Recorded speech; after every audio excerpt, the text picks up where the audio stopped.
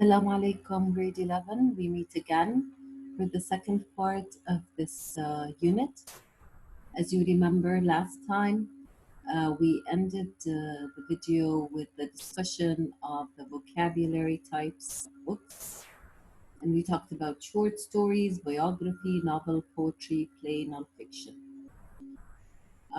You have to remember that this unit is about, or this module actually, is about the written word. So we're concentrating in this first part on the usual written word that we are used to. And I left you with homework that you had to do. And I promised you that at the beginning of the next video, we'll answer the questions together. I apologize. So I'm going to take you to page in your activity book. I hope you have your student book and activity book and a pen or pencil with you. If you haven't got them, please stop the video, go get your things and come back to me. So last time I told you to answer Unit 7 in the activity book, page 40, exercise 1, and page 41, exercise 5. These are actually exercises that are important because they discuss further the words that we studied in the types of books vocabulary exercise. So let's move on to the answers. I'm not really, I don't want to focus only on the answers. The answers are important, but I want to focus also on the information in the exercises. So I'm going to read exercise 1. Again, I'm on page 40 in your activity book, the very first exercise. It says, complete the following paragraph with the words from the box. One word is not needed. So, if you write any kind of published material, you are an author. So, an author is a writer, but not just any writer. An author is a published writer. He is someone who wrote something that was published. So here's the definition of author. If you specifically write for a newspaper or a magazine, as I told you, writing articles and essays, then you are a journalist. Journalists are people who work in journals or newspapers. However, if you write fictitious narrative books, you are a novelist. Fictitious narratives. Narratives mean stories. Fictitious means imaginary. So they are not real stories. They are made up. They are from the imagination of the writer. On the other hand, if you write shorter rhyming pieces, you are a poet. Rhyming pieces means, as I told you before, like musical language, that it's language that has rhyme, it has music to it, and that's called poetry. The person who writes poetry is a poet. If you write dialogue which will be performed by actors in a theater, you are a playwright. A playwright is a person who writes plays. Notice, please, the spelling of playwright. It's a weird spelling. Play and write. Notice how write is written. Okay, finally, if you like writing for pleasure, but you've never had anything published, you might describe yourself as a writer. So anybody who writes is a writer. A playwright, a poet, a novelist, a journalist, and an author. All of these are writers. But if you write a specific kind of writing, then you get a different name. A journalist or a novelist or a playwright. If you don't publish your work, if you just write for pleasure, you write for your own, then you are merely a writer. Notice that the word that we did not use from the box, I apologize, the only word that we did not use is narrator. And I told you before, narrator is not a writer. A narrator is a person who tells the story, and that person is part of the story. A rawi, narrator. Moving on to exercise 5 on page 41. This exercise focuses on different types of books, not writers. In the first sentence, the life and work of Ibn Battuta, this is what? If you're writing about the life of a person, this is a biography. Okay, so this is a biography that gives an account of the journeys and writings of the 14th century traveler. Number 2, Wuthering Heights, a new edition of perhaps Emily Bronte's most famous novel. Wuthering Heights is a novel. Number 3, The Young Person's Encyclopedia of Space. This is an encyclopedia, so it's not imaginary. It is actually the opposite. It is non-fiction. Number 3, Poems of the Masters. Poems of the Masters. Poem, قصيدة. Poem is a piece of poetry. So, Poems of the Masters is a poetry anthology. As we said, anthology is a group of short stories or a group of poems put together in one book. Of course, poetry is usually published in anthologies because poems are usually short. A poem is not published separately. It is published with other poems in one book. That is called an anthology. Number 5, Dubliners. Dubliners is an excellent collection of 15 short stories by James Joyce. James Joyce is a very, very famous writer, an Irish writer, and he wrote Dubliners, which is about the people of Dublin in Ireland. Okay, so now we're done with the exercises. I want you to please focus on exercise 1 because it gives you different definitions for these different types of writers.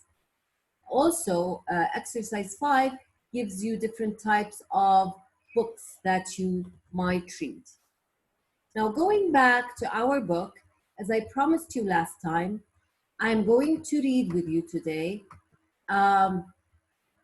about a story that was written by Charles Dickens. If you remember Charles Dickens, he is the author or the novelist that we discussed last time. And we said that he wrote really good books, very special kinds of books. They are still considered some of the best books in English history, and they have become classics. So today we're going to read about Oliver Twist. Oliver Twist is a story, or a novel actually, written by Charles Dickens. Let's read first the instructions. Read the blurb of Oliver Twist and answer the questions. Before I answer any question, what is the meaning of blurb? If you go back to your activity book, you will find at the very end of the book the list of words that you have to know for this unit. One of these words is blurb. A blurb is a description of a book that is usually found on the outside cover of a book. So usually if you go to buy books in a bookshop, if you want to get an idea of what the book is about, you might turn to the back or to the side of the cover and you will find a blurb. Look at this pinkish kind of box on the side. This is the blurb that you can read on the cover of Oliver Twist. Let's read it together.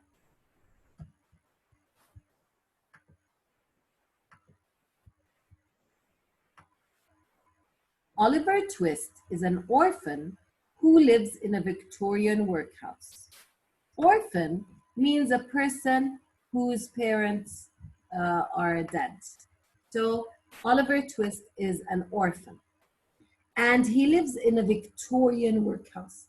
The 19th century is usually referred to as the Victorian times or the Victorian era, because the Queen of England at the time was Queen Victoria.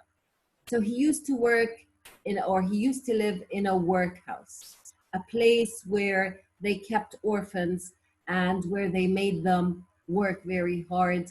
And actually, the conditions in workhouses were really, really tough. Again, you remember when we talked about Charles Dickens and his experience as a child and how it was reflected in his books. So this is one way of Charles Dickens expressing his feelings and the experiences he went through as a child. So it says, life is cruel there and Oliver suffers a lot. So life is cruel, it's very tough. And he suffers. He is not enjoying himself. At the age of 11, he escapes to London. He escapes from the workhouse. And what happens in London? Where he meets a boy called Artful Dodger and a man called Fagin, who is the leader of a group of thieves. So Oliver leaves the workhouse and goes to London, which is the capital of England. And he falls into this trap because he gets to know these people. Artful Dodger, who is a pickpocket. He's a child himself, by the way. I don't know if you've seen the movie Oliver Twist. Artful Dodger is only a few years older than Oliver, but he's a pickpocket, so he's a thief. He walks near people and he tries to pick their pockets. That's why he's called a pickpocket. So he steals from them. And Fagin is the leader of the group of thieves. He gathers these small children who are afraid and who do not have families, who are poor, and he makes them steal. And everything they steal, they bring to him at the end of the day, and he takes care of them and feeds them. They are kind to Oliver, but try to teach him to steal. So Artful Dodger and Fagin teach Oliver how to steal, how to become a thief. Luckily, Oliver also finds good friends like Mr. Brownlow and Rose Maylie, who want to look after him. But can they protect him from the difficult life of a poor, homeless boy in 19th century London? This is the blurb, and it's supposed to create some suspense so that it makes you want to buy the book. So now moving on to the actual reading after reading the blurb, and let's see what we might learn about Oliver Twist. Notice how at the very beginning, at the very top of the passage, we have the first expression is Oliver Twist, written in italics. This is the title of the book. You have to pay attention. Oliver Twist is a person or a character in the story. And you have Oliver Twist, which is also the name of the novel. So Oliver Twist is one of Charles Dickens' most famous novels. Famous is very well known. And it tells the tale means story, of a young orphan named Oliver. As we said, orphan is someone whose parents are dead. Oliver endures difficult times. He suffers a lot in 19th century London, a city full of poverty and crime. So lots of people are poor in the 19th century. Remember, this is the Industrial Revolution. So many things were happening at the same time, but lots of poverty and crime. The story, like many of Dickens' other novels, paints a vivid picture of life for the working class. Vivid means very clear, very lifelike picture of life. And not any life, he concentrates on the working class because, you know, we have different classes in society, especially then. We had the upper classes, the elite or the aristocrats, and we had the working class, and we had also the very poor. So, working class had poor people, especially children, during the industrialization of England. This was during the time when England was changing into an industrial country. Born in a workhouse, Oliver is treated cruelly, without mercy. Cruelly means without mercy. And cruelly is what part of speech? It's an adverb. And like all children in a similar position, has to work hard at a young age. Because of his kind and timid nature, he is often taken advantage of.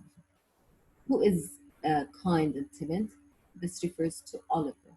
He was kind, he was warm and friendly, and he was timid, quiet, very similar to Charles Dickens' nature. You remember when they told us that he was a very quiet child? But he was, it says here, he was often taken advantage of. So people used Oliver, they abused him. One of the novel's most famous lines, "Please, sir, I want some more," is said when Oliver is persuaded by the other boys in the workhouse to ask for another bowl of soup at dinner time. Let me explain. In a workhouse, you work all day and you get one meal in the evening, and the meal is a bowl of soup that leaves the children hungry. So they didn't even have proper foods. They were always hungry. So one of the boys convinced Oliver, persuaded means convinced, to ask for another bowl of soup.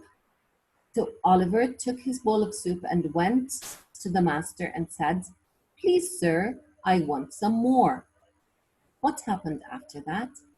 This is unheard of in the workhouse, and Oliver is punished for saying it.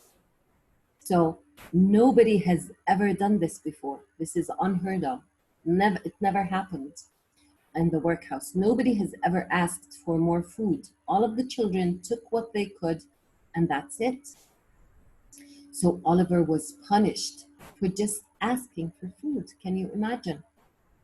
The incident is the first of many new obstacles he has to face. This incident, this happening, this event, was the first of many obstacles. Obstacles are things that you have to overcome so that you reach your goal. As the story progresses, we come across characters like Fagin. Fagin is a sly old man who takes care of a group of thieving children. Takes care of is in between quotations because this is not the real meaning. He says that he's taking care of them, but he's actually using them. He is using these poor children who don't have families to steal for him. And we have the villain. So these are the characters. You know, the meaning of characters, these are the people who make up the story. So we also have the villain, the bad guy, Bill Sikes. And we have Kind Rose and Nancy. We have lots of different characters. Oliver Twist is a story with many different characters, so it can sometimes get confusing. It can sometimes get confusing because you have to keep track of so many people. You have to concentrate because you have lots of characters. These are really bulky, very big books. The novels by Charles Dickens are huge. And you remember when we talked about Dickens, we said that his novels were not published in one go at the time. He used to publish them in series, in pieces, monthly. And, you know, this is business. It's good business. So you need to keep people anticipating what will happen. And every month there was this piece of the story that was published. And Dickens had to write a lot and keep the people interested so that they would buy the newspaper. Anyways, however, Dickens is very skilled at using powerful description of his characters to evoke strong feelings in the reader. So we have lots of characters, but how do we concentrate? How does Dickens help us remember them? Because he is skilled, he's very good at using powerful descriptions. He can describe the characters in a powerful manner, in a very clear and vivid manner. And his characters evoke strong feelings in the reader. They evoke, that is, they create a strong feeling. So you feel feelings of sympathy, maybe with Oliver and the little boys in the workhouse. You also feel outrage, which is extreme anger, with people like Fagin and Bill Sikes. So Dickens makes us feel with his characters, and we begin to develop feelings. So we hate a character and we love a character, and that's why we never forget them. Because the characters are so well described, they leave a very memorable image in your mind, and this helps to remember who is who. Memorable means easily remembered, cannot be forgotten. And it helps us keep track of the characters. So, my favorite character, who is Mai? Mai is the writer of this article. He says, my favorite character is Mr. Brownlow, a kind and generous man who tries to protect Oliver from the life of poverty and crime that seems inevitable for him. Inevitable means cannot be escaped. So it seems that Oliver's situation is taking him towards crime and towards poverty. He is already poor, but Fagin and the group of thieves want him to become a thief. But Mr. Brownlow tries to protect Oliver from this environment. After Oliver is wrongly accused of a robbery is a theft. That is, he is accused of stealing. It is Mr. Brownlow who believes he is telling the truth and saves him. My only complaint was the pace of the book. At the beginning, it progresses quite slowly, and then suddenly it seems to speed up. The pace of the book, what they mean is the action in the book. So at the beginning, it's very slow, and then suddenly, all of a sudden, it becomes very quick. It speeds up, leading to confusion at the end. So maybe you'll be confused and you wouldn't know what really happened or how things happened this way. However, none of these things alter my opinion. Alter means change. Nothing will change my opinion that it is a very fine novel. Fine here means good novel of good quality. And it is not difficult to see why it has such a special place in English literature. I am done with the reading and I'm done with the explanation of words. And I would like you to please go to the end of your activity book and study the words that are related to these lessons that we studied, Charles Dickens and Oliver Twist. I would like to just read for you the translation. You remember we did translation before. And I told you, be careful because translation is very tricky. Sometimes when we translate, we miss the meaning. If we translate حرفيا الترجمة لازم الواحد يترجم روح الكلام وليس الكلام بحذافيره زي ما بيحكوا. بس بدي أقرأ لكم الترجمة. هذا هو جزء من المطلوب في الكتاب في أحد الأسئلة. الترجمة. Okay. I'm sorry. I missed it again. Okay. So this is the translation for the last paragraph in the book, in the reading passage. Let's take a look at it.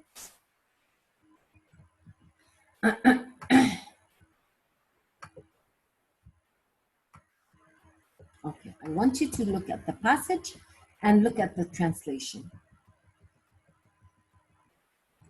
The passage says, "My only complaint was the pace of the book.